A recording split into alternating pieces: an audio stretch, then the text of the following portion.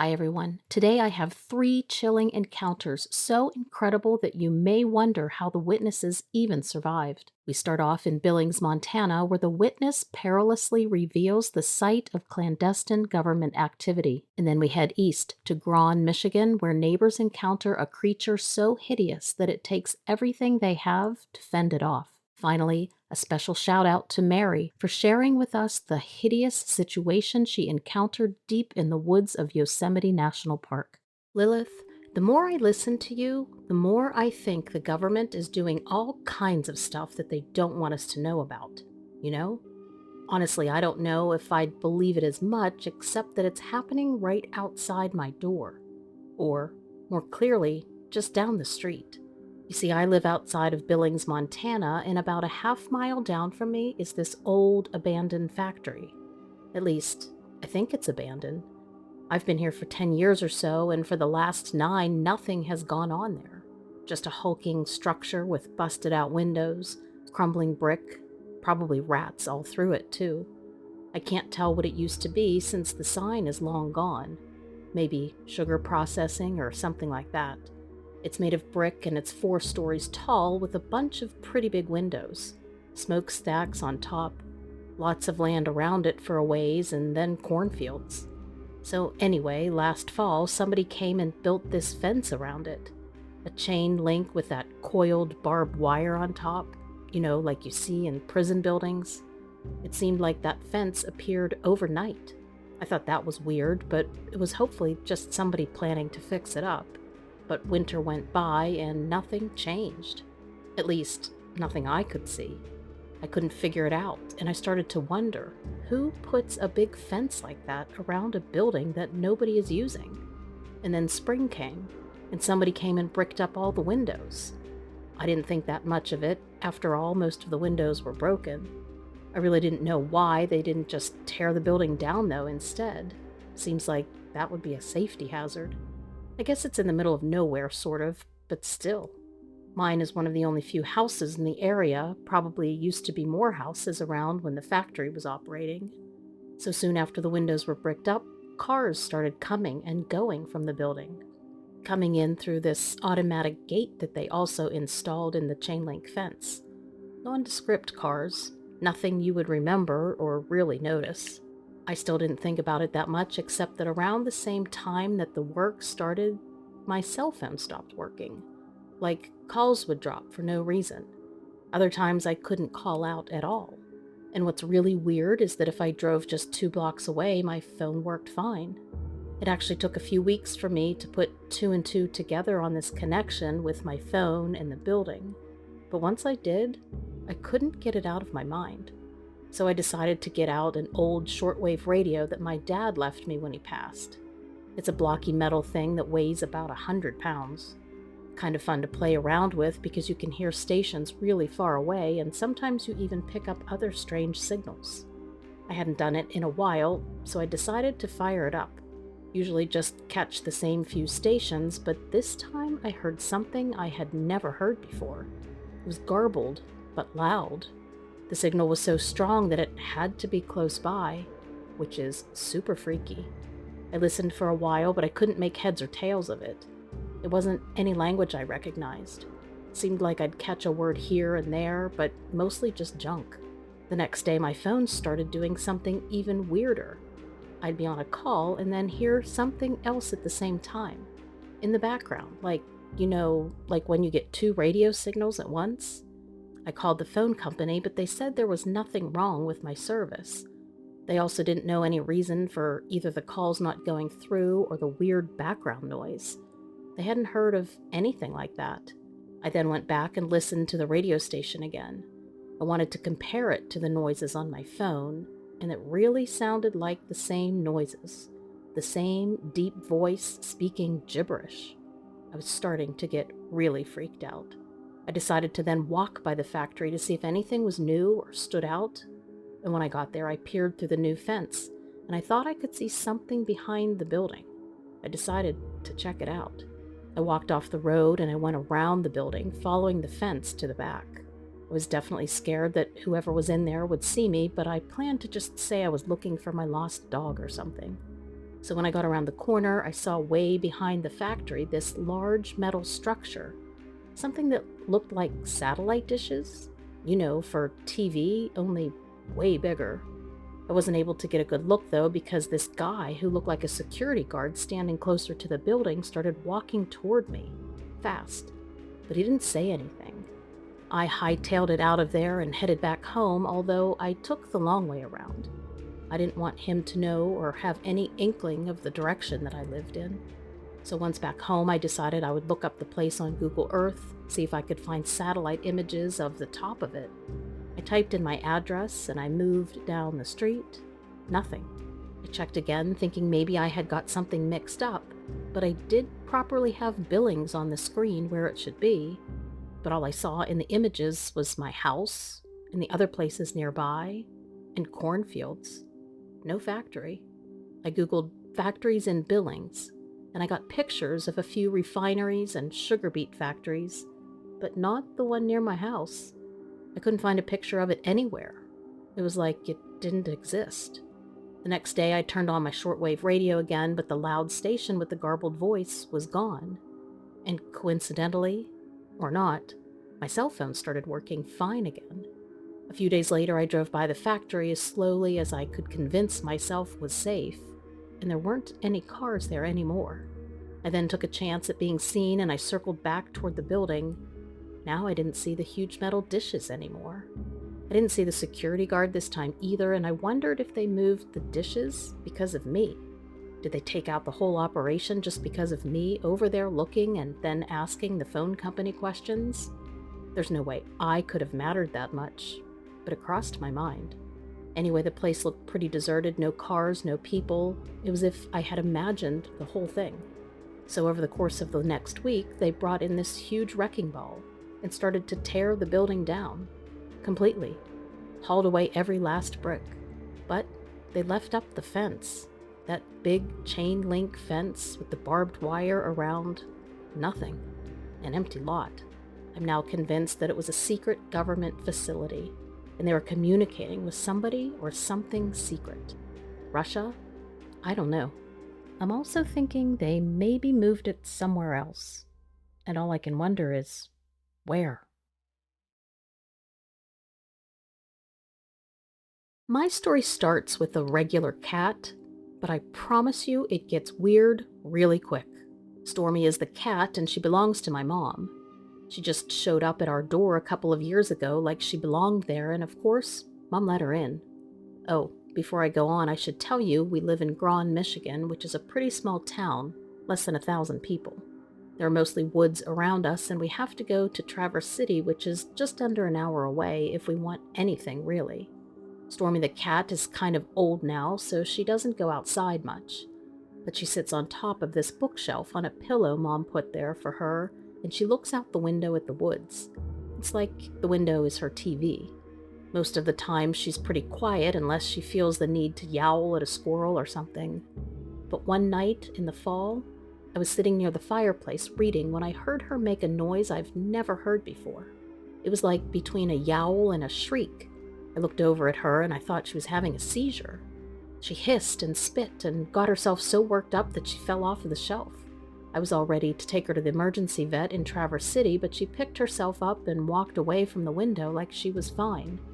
But she didn't get back up on that shelf until the next morning, though. A few nights later, it happened again, but this time I figured out that she was hissing at something outside the window. I went to look, but there's no outside lights on that side of the house. No reason to have them since there's just woods behind there. I couldn't see anything out that window except my own reflection, and Stormy freaking out. Like if she hissed enough at whatever it was, she could scare it off. I went out the back door with the flashlight and shone it around, but I didn't see anything. The next day I went out there and I saw deer tracks, except there was something weird about them. They were set right next to each other, as if the deer had been standing on two legs. And that made no sense, so I figured it was just that some of the hooves didn't dig in deep enough to make a mark. So I decided to go over to Old George's house, the neighbor next door, and ask him if he had seen or heard anything strange. I figured probably he'd say no and that the cat was just freaked out by a wolf or a coyote. Thing is, we'd had Stormy for years, and there were always wolves and coyotes around, and she never acted like this before. This was new. Old George lives alone since his wife passed away, and he's not a man who has any truck with superstitions or that kind of thing. He was a lumberman before he retired, and he spent a lot of time in the woods. You know, like a man's man kind of a guy. I figured if anybody would know if there were strange creatures out there, it would be him. So I walked over and I found him splitting wood behind his house like he was 20 years old and not 68. He put down the axe when he saw me coming and he said, "You're here about the Wendigo?" "What's that?" I asked him. "The Ojibwe know about him. That's where I heard about it," old George said. "He's been hanging around lately. I figured you knew." "I don't know anything," I told him. "All I know is Mom's cat is freaking out because something is outside her window at night." "It's the Wendigo," George said. "Looking for something to eat, but not your cat." "So, what do I do? How do I get rid of it?" I asked him. I could hardly believe I was actually acting like what he said could be true. But I'd never known George to lie or tell stories. He's just not that kind of a guy. "Come inside," said George. His house is like you'd expect, a wood-burning stove, old farmers' almanacs, and a few Native American blankets thrown over the old wooden furniture. He opened his cupboard and he got out a worn leather bag. "When the Wendigo comes, open this bag and toss it at him. Don't open it before that, and he will come again." I reluctantly took the bag from him, but I agreed to do what he said. Back home, I didn't tell Mom about this because I didn't want to scare her. She's actually pretty sick these days and mostly just stays in her room. But I did hang on to that bag, and I waited. A few nights later, I was sitting in the living room reading as usual when Stormy started to do her thing. She was hissing and spitting, staring out that window where I could see nothing. And when I started to go outside, she followed right at my heels. I was sure to have that bag right with me and ready. As soon as we stepped out the door, Stormy let out a yowl like a tomcat in heat. I squinted into the dark and I saw something that looked like red eyes at the edge of the wood. I swung Mom's big flashlight in that direction and I almost dropped it when I saw exactly what George said was out there. The Wendigo. That thing was like a rotting deer standing on its back legs. But more than just rotting, it was like a zombie from the movies. Fur and flesh like dripped off of it. The skull poked through the half-rotten skin of its face, and it seemed like it was grinning at me. It didn't make a sound, but somehow I knew from the looks of it that it wanted to eat me.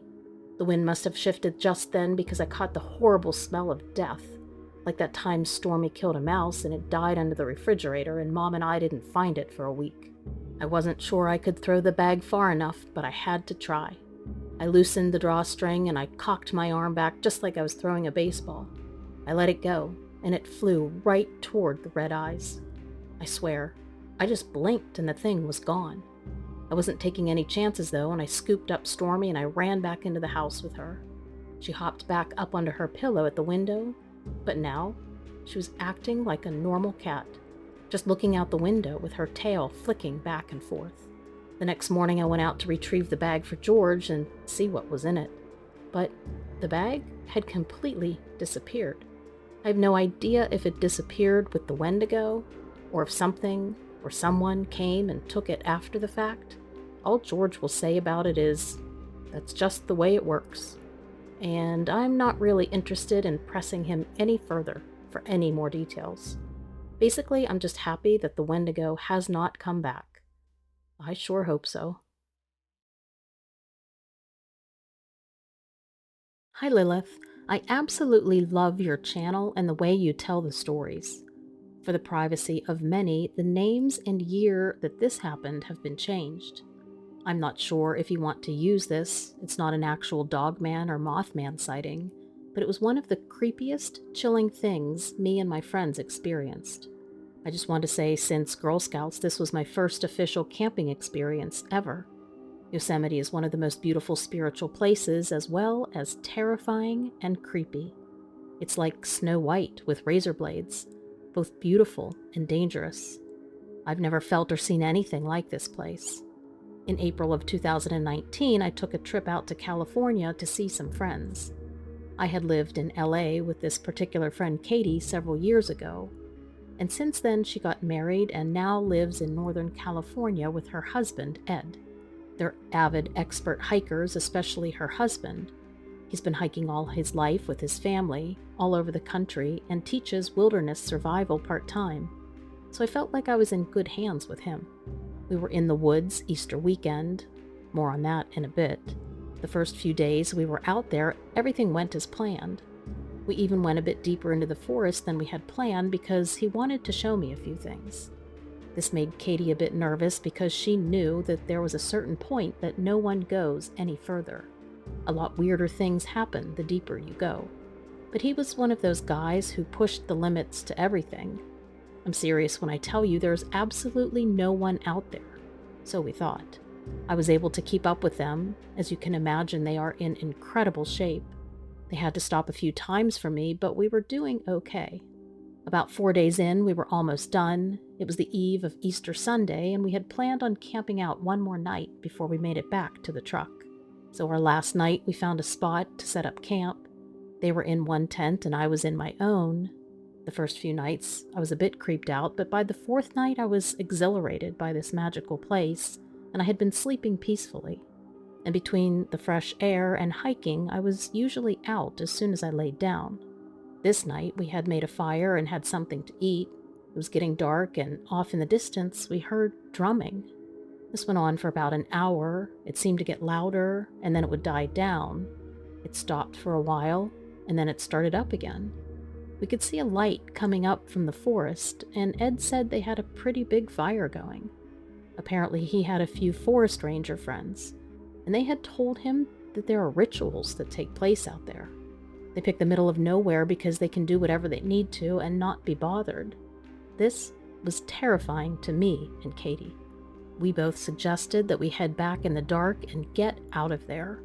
But Ed said no, we'll just leave as soon as the sky breaks tomorrow morning.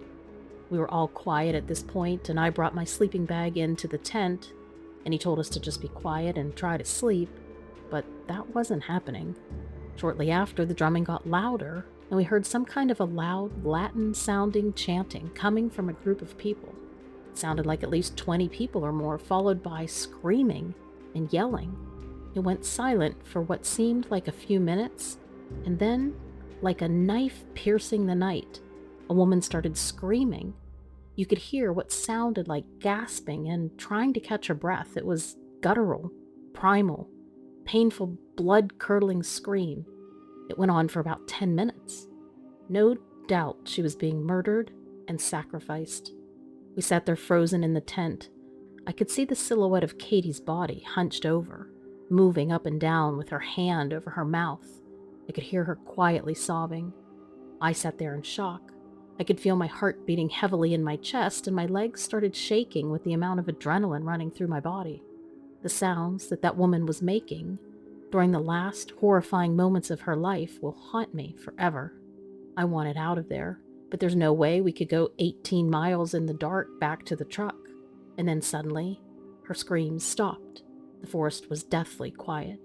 It's like every living thing took notice and stopped.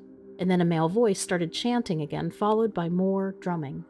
This went on for what seemed like a few more hours until finally, somehow, I managed to fall asleep.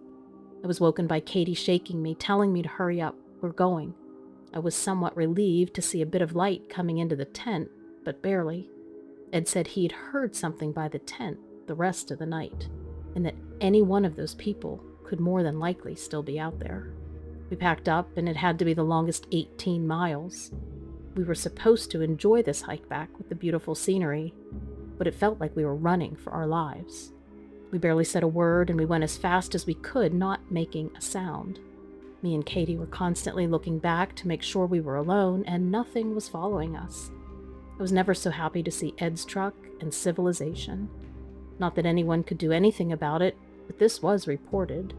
And he later contacted a friend who said that they have a lot of these reports around the solstices, full moons, and specifically Easter.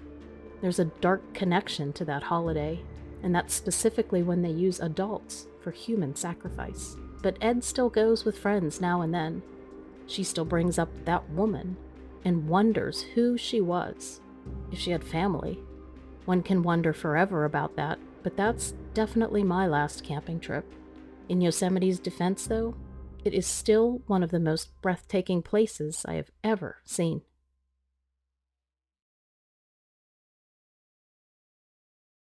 Let me know what you think about these stories in the comments below.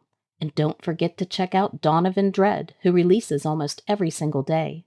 Also, if you like true crime, then check out Donovan Dread True Crime. There are new releases several times a week.